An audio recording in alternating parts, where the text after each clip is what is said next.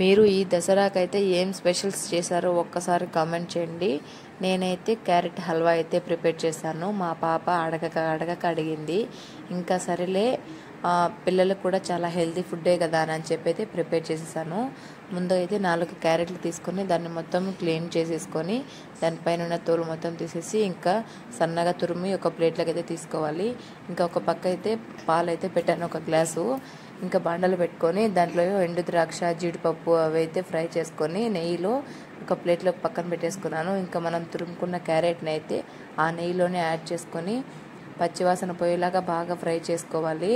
చూడండి, వీడియోలో చూపిస్తున్నాం కదా, కలర్ కూడా కొంచెం చేంజ్ అవుతుంది, మీరు గమనించాలి.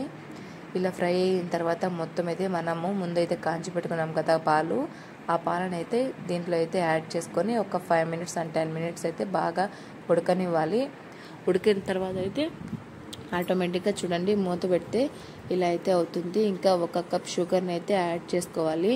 షుగర్ వేసిన తర్వాత 2 టైమ్స్ అట్లా మిక్స్ చేసి బాగా ఇంకా 2 మినిట్స్ అట్లా మూత పెట్టామంటే బాగా టేస్ట్ అయితే ఈ చక్కెర అంతా కరిగేసరికి టేస్ట్ బాగా వస్తుంది.